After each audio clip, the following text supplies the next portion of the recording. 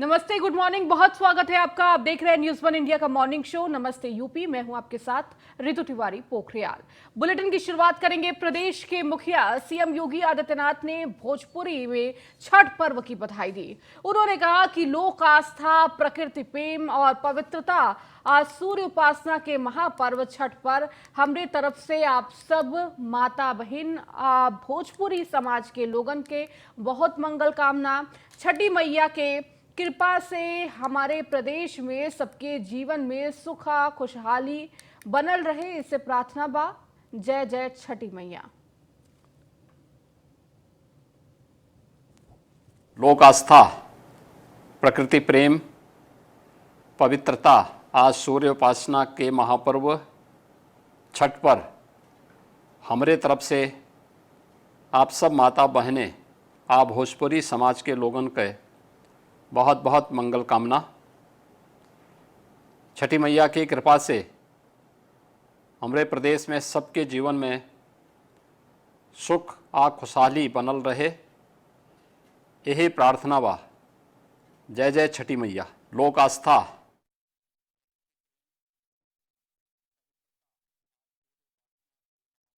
बैठक की है छठ पूजा को लेकर। सीएम योगी ने बैठक की है। सीएम योगी ने अधिकारियों के संग ये बैठक ली। सीएम ने छठ पूजा की व्यवस्थाओं की जानकारी ली। सीएम योगी ने संबंधित अधिकारियों को तमाम निर्देश भी दिए हैं। छठ पूजा स्थल पर साफ सफाई के निर्देश दिए तो डिप्टी सीएम ब्रजेश पाठक भी बैठक में रहे मौजूद। नदी घाटों पर स्वच्छता, सुरक्षा, पर्याप्त प्रकाश व्यवस्था के निर्देश दिए हैं तो गाड़ी पार्किंग, मोबाइल टॉयलेट, पेयजल की भी सुविधा। छठ को लेकर स्वच्छता और सुरक्षा का विशेष ध्यान रखें। भीड़ भाड़ वाले स्थान पर आतिशबाजी न होने पाए।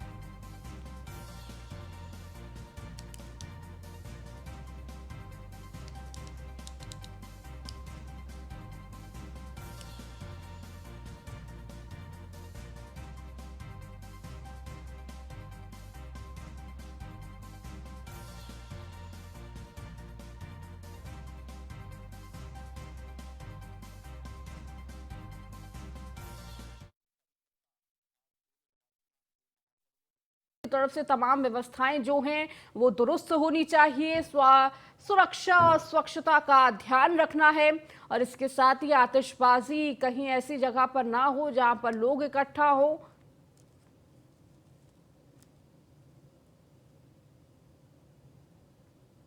प्रदेश में अपराध को लेकर सीएम योगी सख्त हैं। सीएम योगी ने की है गृह विभाग की उच्च स्तरीय बैठक। हर जिले में खुलेगा साइबर थाना, साइबर क्राइम में लगेगी लगाम। मुख्यमंत्री के निर्देश, ड्रग के अवैध कारोबार के खिलाफ तेज हो अभियान। प्रदेश में कहीं भी अवैध ड्रग्स ना होने का पाए उत्पादन। संवेदनशील जनपदों पर रखे विशेष नजर। सीमावर्ती जिलों पर मुख्यमंत्री का फोकस है। 100% पात्र लोगों को मिले सरकारी योजना का लाभ। सीमावर्ती जिलों में हो। यूपी पुलिस और एसएसबी दल की ज्वाइंट पेट्रोलिंग बैठक में मंत्री नगर विकास अरविंद कुमार शर्मा भी रहे मौजूद।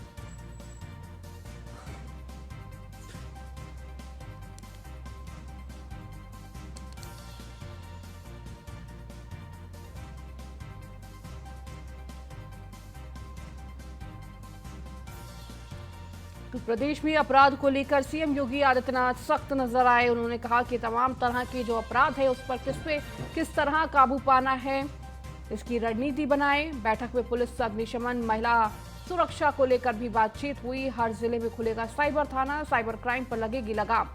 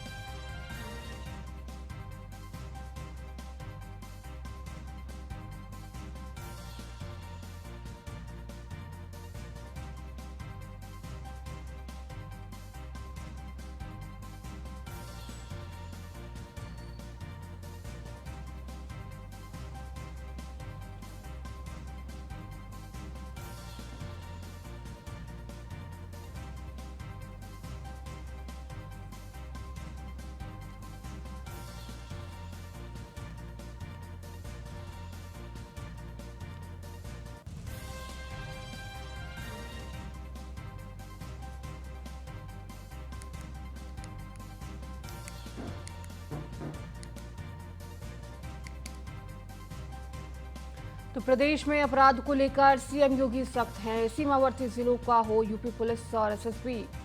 बैठक में मंत्री नगर विकास अरविंद कुमार शर्मा भी मौजूद रहे। वहीं ललितपुर दौरे पर डिप्टी सीएम पहुंचे हुए हैं। ललितपुर दौरे पर डिप्टी सीएम केशव प्रसाद मौर्य पहुंचे हुए हैं। तो डिप्टी सीएम केशव प्रसाद मौर्य का आज दौरा है और अमझरा गौशाला का निरीक्षण किया और वहां गोवंश की पूजा के साथ ही अमझरा सरकार हनुमान मंदिर पर जाकर पूजा अर्चना की और पौधारोपण कर पर्यावरण की रक्षा का संदेश भी लिया। जिसके बाद पुलिस लाइन हेलीपैड से सीधे बीजेपी कार्यालय में कार्यकर्ताओं के साथ एक बैठक भी की।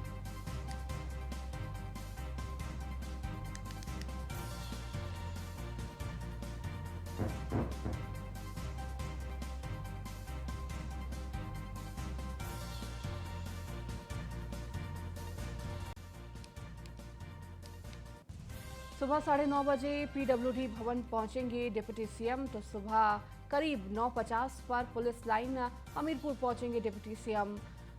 तो बीजेपी कार्यालय में पार्टी पदाधिकारियों और जनप्रतिनिधियों से करेंगे मुलाकात।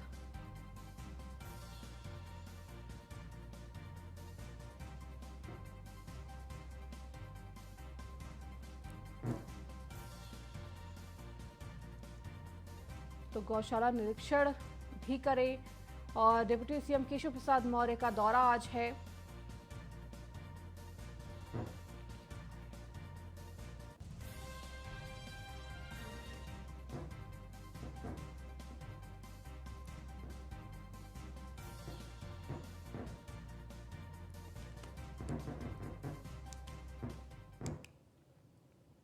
और अब खबर बाराबंकी से है, जहां डिप्टी सीएम ब्रजेश पाठक ने किया अस्पताल का दौरा। ब्रजेश पाठक ने जिला अस्पताल का निरीक्षण किया। पाठक ने दवाओं का स्टॉक और उपस्थिति रजिस्टर को भी चेक किया। तो स्वास्थ्य विभाग के अधिकारियों को डेंगू के इलाज में लापरवाही न बरतने के निर्देश भी दिए हैं। जिला अस्पताल में मिली कई अनियमितताओं पर भड़के पाठक। तो सीएमएस को लगाई फटकार। अस्पताल में फैली गंदगी को देखकर भी भड़के सफाई के निर्देश दिए हैं। तो गैर हाजिरी डॉक्टर और मेडिकल स्टाफ का वेतन काटने के भी निर्देश दिए।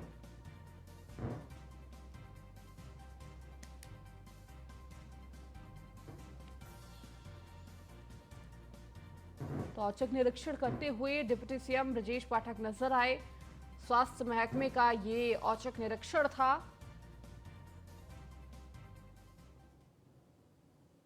मुजफ्फरनगर के शाहपुर गांव में महंत सावरकर नाथ योगी द्वारा आयोजित संत समागम में शामिल होने के लिए पूर्व मुख्यमंत्री रहे दिनेश शर्मा पहुंचे। इस दौरान कार्यक्रम में संत समागम में कई महामंडलेश्वर और पीठाधीश्वर भी मौजूद रहे।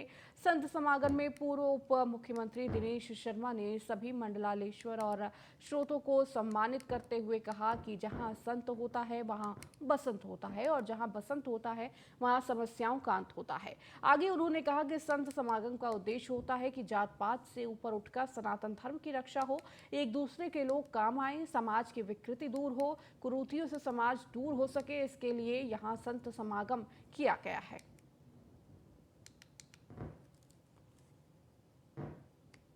संत समागम आज शाहपुरा के मुजफ्फरनगर में आप देख रहे हैं, हजारों लोगों की भीड़ के बीच में है और इनका मूल उद्देश्य है कि आपस में सद्भाव ना हो, जाति पात से ऊपर उठकर सनातन धर्म की रक्षा हो, एक दूसरे के लोग काम आए, समाज की विकृतियां दूर हों और जो कुरीतियां हैं उन कुरीतियों से समाज मुक्त हो सके। इसके लिए आज संतों का यहाँ पर जो आशीर्वाद समारोह है, इसको संत समागम का नाम दे रहे हैं, उसके लिए सारे लोग एकत्रित हुए हैं। और पश्चिमी उत्तर प्रदेश अपने आप में एक ऐसा प्रदेश रहा है, ऐसा स्थान रहा है जिसमें सौहार्द, शांति और सौहार्द को बिगाड़ने वाले तमाम अराजक तत्व तो पहले से सक्रिय थे। आज योगी जी की सरकार में ऐसे तत्व निरुत्साहित हैं और कानून का राज्य है। कुछ नहीं है, वो जनता का पागल बनाने का फार्मूला ढूंढता है और उस फार्मूले को गुजरात और हिमाचल की जनता ने उसका नकार दिया है।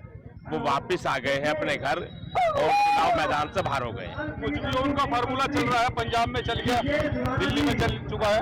अब तो एंड हो गया है, अब गुजरात में आके एंड कर दिया उसको प्रधानमंत्री जी ने। आज संत समागम में आए हैं, आप क्या कहेंगे? देखिए, उत्तर प्रदेश में संत मुख्यमंत्री है और संत मुख्यमंत्री के कारण से आज उत्तर प्रदेश में जो राम राज्य स्थापित हुआ है, तो ये ग्रामीण और दूरगामी क्षेत्रों में भी आज ये देखने से एहसास होता है कि गांवों में भी संतों के समागम हो रहे हैं। कुछ नहीं है। वहीं बीजेपी प्रदेश अध्यक्ष भूपेंद्र चौधरी का अहम कार्यक्रम आज रुहेलखंड विश्वविद्यालय के कुलपति के घर जाएंगे। कुलपति के पिता के 13वीं संस्कार में होंगे शामिल। तो सुबह 10 बजे गढ़मुक्तेश्वर में क्षेत्रीय प्रशिक्षण कार्यक्रम भी है। तो आज रुहेलखंड विश्वविद्यालय के कुलपति के घर जाएंगे। तो कुलपति के पिता के 13वें संस्कार में होंगे शामिल। तो सुबह 10 बजे गढ़मुक्तेश्वर में क्षेत्रीय प्रशिक्षण कार्यक्रम में भी शामिल होंगे। और अधिक जानकारी के साथ अश्विनी जुड़े हुए हैं। अश्विनी, बीजेपी प्रदेश अध्यक्ष भूपेंद्र चौधरी का आज अहम कार्यक्रम रहने वाला है। आज रुहेलखंड विश्वविद्यालय के कुलपति के घर जाएंगे, क्या कुछ पूरा कार्यक्रम उनका रहेगा? बिल्कुल, भाजपा के प्रदेश अध्यक्ष भूपेंद्र चौधरी का आज व्यक्तिगत कार्यक्रम है। व्यक्तिगत कार्यक्रम में शिरकत करेंगे। रुहेलखंड विश्वविद्यालय के कुलपति के पिता का देहांत हुआ था कुछ दिन पहले, और आज यहाँ 13वीं कार्यक्रम है जिसमें वो सम्मिलित होंगे। निश्चित तौर पर उसके बाद 10 बजे गढ़मुक्तेश्वर जो क्षेत्रीय प्रशिक्षण कार्यक्रम होगा उसमें सम्मिलित होंगे।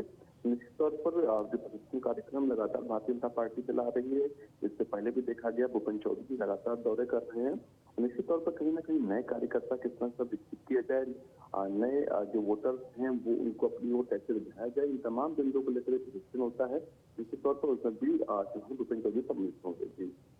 ठीक है अश्विनी, बहुत बहुत शुक्रिया इस जानकारी को देने के लिए।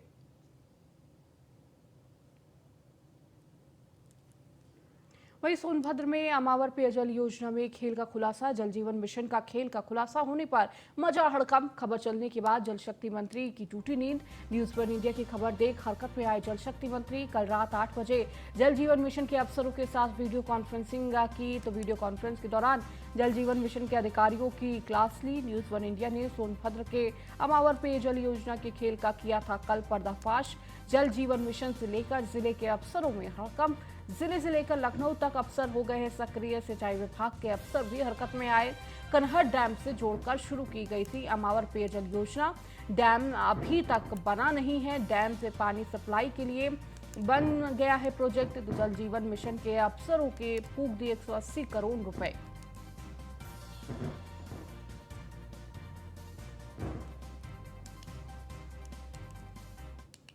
सोनभद्र जिले की दुद्धी तहसील क्षेत्र में कनहर परियोजना शुरू की गई थी, जिसका उद्देश्य था कि वहां के सूखाग्रस्त इलाकों को पानी उपलब्ध कराना, लोगों के लिए पेयजल की व्यवस्था करना, सिंचाई के साधन बनाना, जिसके लिए नहरें भी खोदी गईं। और 1976 का वो वक्त था, मतलब आज से करीब 44 साल पहले, जब कनहर योजना को शुरू किया गया था। उस दौरान ये कोशिश की गई थी कि यह योजना पूरी हो जाएगी। हालांकि उस दौरान जो इसकी अनुमानित लागत थी वो करीब 22 करोड़ रुपए ही थी, लेकिन आज तक यह परियोजना लगातार लंबित पड़ी हुई है।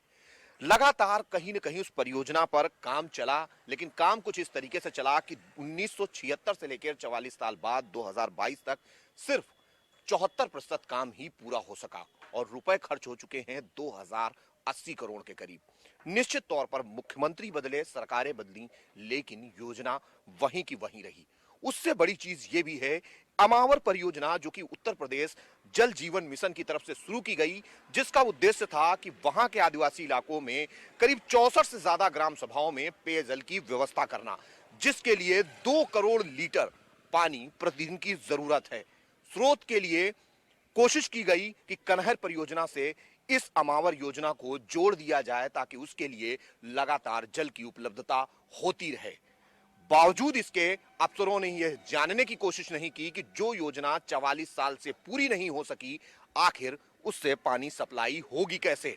लेकिन अफसरों ने 180 करोड़ से ज्यादा रुपए अमावर परियोजना पर भी खर्च कर डाले और अभी तक डैम बना ही नहीं और जल जीवन मिशन की तरफ से पाइपलाइनें डाल दी गईं, सिर्फ इसलिए ताकि इसको डैम से पानी मिलेगा और लोगों के लिए पेयजल की सप्लाई होगी। आज 44 साल बाद भी योजना पूरी नहीं हुई। 22 करोड़ की परियोजना 2000 करोड़ से ऊपर जा चुकी है और काम 74% ही पूरा हुआ है। निश्चित तौर पर यह वो भ्रष्टाचार है जिसमें अफसर बदले, सरकारें बदली, मुख्यमंत्री बदले, लेकिन योजना वहीं की वहीं है। यह बता रहा है कि अफसरों का गठजोड़ किस तरीके से काम करता है। 44 साल लग जाते हैं एक योजना को पूरी होने में और कॉस्ट लगातार बढ़ती जाती है। न्यूज़ वन इंडिया लगातार इस खबर को दिखा रहा है, अपने दर्शकों को बता रहा है, अफसरों को नींद से जगाने की कोशिश कर रहा है, सिर्फ इसलिए कि यह योजना पूरी हो सके और जो अफसर दोषी हैं उनके खिलाफ कार्रवाई हो सके। मुख्यमंत्री योगी आदित्यनाथ लगातार भ्रष्टाचार के प्रति जीरो टॉलरेंस की नीति अपनाते हैं। उत्तर प्रदेश में लंबित पड़ी कई सालों की योजनाओं को मुख्यमंत्री ने पूरा कराया है।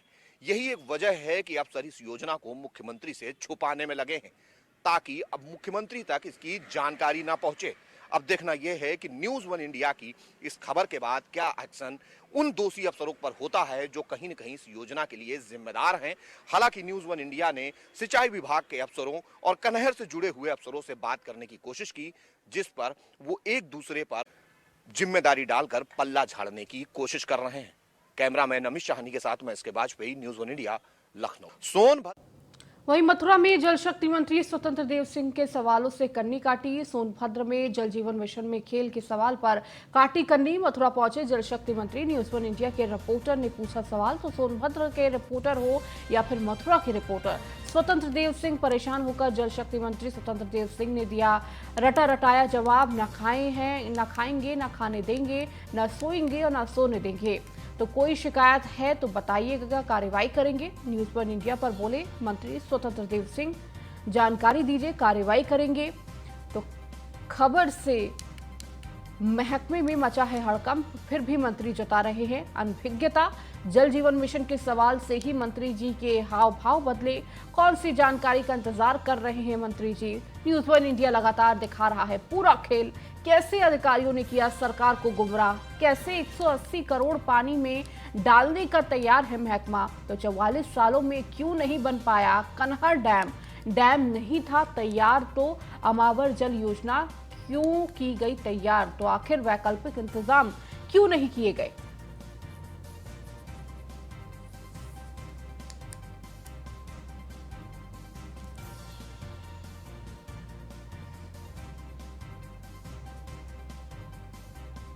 जल जीवन मिशन जो है, जल जीवन योजना है, उसको लेकर के एक प्रकार की महत्वपूर्ण योजना बहुत बड़ा कार्य किया है। लेकिन सोनभद्र में एक कनावा ड्रेन है जिसमें 200 करोड़ रुपए लगाए गए हैं, लेकिन उससे अमावा ड्रेन को जोड़ा जा रहा है, पेयजल योजना को जोड़ा जा रहा है। वहाँ के लोग नहीं, मंत्री जी ये सवाल हमारे चैनल के रिपोर्ट है, कहा कि चूना लगाया जा रहा है।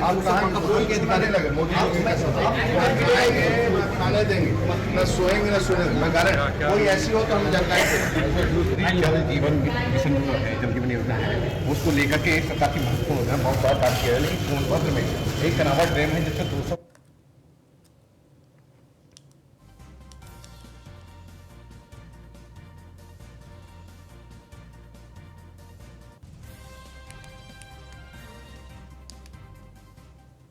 और अब खबर मेरठ से है, जहां धर्म परिवर्तन करने पर 9 के खिलाफ मुकदमा दर्ज हुआ है। एसएसपी के आदेश पर ब्रह्मपुरी थाने में केस दर्ज हुआ है। 9 लोगों के खिलाफ नामजद केस दर्ज। जांच में दिल्ली के एक पादरी का नाम भी शामिल है। सीओ ब्रह्मपुरी जांच रिपोर्ट के आधार पर मुकदमा कराया दर्ज। कोरोना काल में आर्थिक मदद के बहाने कराया गया था धर्म परिवर्तन। मंगतपुरी बस्ती में 400 से ज्यादा लोगों का कराया गया था धर्म परिवर्तन। मामले की गंभीरता को देखते हुए इंटेलिजेंस और एलआईयू भी अलर्ट पर है।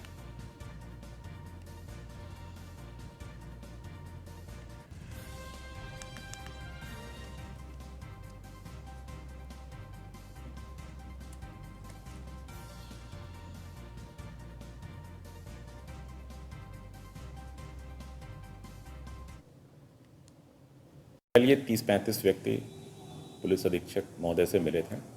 उन लोगों का यह कहना था कि पीछे कोविड टाइम में जो कंस्ट्रेंट्स उत्पन्न हुए थे उसका फ़ायदा उठा के कुछ लोगों ने उनको प्रलोभन दे के खाने पीने का सामान और अन्य चीज़ें उपलब्ध कराकर उनको धीरे धीरे क्रिश्चियनिटी की तरफ मोल्ड किया और उनको चर्च में ले जाने लगे। इसके बाद जब वो दिवाली के समय हिंदू देवी देवताओं की पूजा कर रहे थे तो कुछ लोग आकर उनके साथ मारपीट किए और इन मूर्तियों को तोड़ने के लिए उनको दबाव डाले। इस एप्लीकेशन के आधार पर थाना ब्रह्मपुरी पर unlawful conversion of religion act के सुसंगत धाराओं में अभियोग पंजीकृत किया गया है, जिसमें 9 व्यक्तियों को नामजद किया गया है। कुछ और लोगों को भी पूछताछ की जा रही है। बाकी डिटेल हम आपको घटना अनावरण होने के बाद शेयर करेंगे। चलिए, यहाँ लगभग 400 परिवार जो है रह रहे हैं यहाँ पे, और उन 400 परिवारों में ये जितने भी लोग हैं, यहाँ 70 से 80% लोग जो है कुछ मानसिकता उनकी कन्वर्जन वाली हो चुकी है। उसमें से कुछ लोगों ने कन्वर्जन कर भी चुके हैं, लेकिन वो क्या कर रहे हैं, यहाँ पर जिस तरीके से लॉकडाउन शुरू हुआ था तो दिल्ली के महेश पास्टर हैं, जो दिल्ली में उनकी धर्मपत्नी भी जो है फॉरेनर हैं और किसी संस्था से भी शायद जुड़ी हुई हैं, तो उन लोगों का खेल है दिल्ली का। इसमें विदेशी ताकतें लगी हुई हैं, और इसके अंदर मेरठ में जो अनिल हैं, यहाँ का मेरठ का वो देखते थे और दिल्ली से महेश देखते थे। तो लॉकडाउन के टाइम पे इन लोगों ने यहाँ पे राशन बांटा, इन लोगों को गुमराह किया। इन्हें ईसाई की यहाँ चर्च में बना हुआ है छोटा सा, उस चर्च के अंदर 200 गज की जगह में खूब यहाँ प्रेयर वगैरह हुई है, सब कुछ हुआ है। इन लोगों को भटकाया जा रहा है हिंदू समाज के सनातनी धर्म को। लॉकडाउन लगा था जो पहल उस लॉकडाउन में कहीं आना जाना बंद था। हमने कहा चलो दुआ प्रार्थना होती है वहाँ चल के बैठे हैं। 2-2.5 महीना हुआ मैं वहाँ जाने लगा था। मैं दोबारा अपने हिंदू विभाग में आ गया, फिर मैं अपना पूजा पाठ करने लगा। मेरा बेटा हुआ, मैंने पूजा पाठ कर लिया। फिर उधर से दबाव आया, क्यों पूजा पाठ क्यों कर रहा है चैंपियन। लॉकडाउन में ये चावल आटा आता था बाहर से, दिल्ली से भेजा जा रहा था, यहाँ बांटा जा रहा था सबको, राशन दे के, जब इन्हें सबको दुआ प्रार्थना में बुलाया जा रहा था। लड़की हमारी जाने लगी थी, हमने लड़की को मना करा। मैंने कहा बेटा जैसे हम पूजा पाठ कर रहे हैं अपने में, ऐसे ही तुम भी आओ। इसने 1 महीने गई, फिर इसके बाद हमने इसे रोक लिया। एक दूसरे को देखते देखते जब हमने जाने लगे तो वहाँ पर ऐसा होता दुआ कि एक दूसरे गलत काम मत करो, कोई चोरी चमारी मत करो, एक दूसरे की कोई लेनबाजी में। इसलिए हम जाने लगे थे कि गलत काम मत करें, नए जीवन बदला पाने। इसलिए वहाँ पर आराधना होती थी। जो राशन भी मिलता था तो 100 रुपये लेते, जब राशन मिलता था हमें, ये काम था हमारा। चलिए, इस बुलेटिन में फिलहाल इतना ही। बने रहिए न्यूज़ 1 इंडिया के साथ।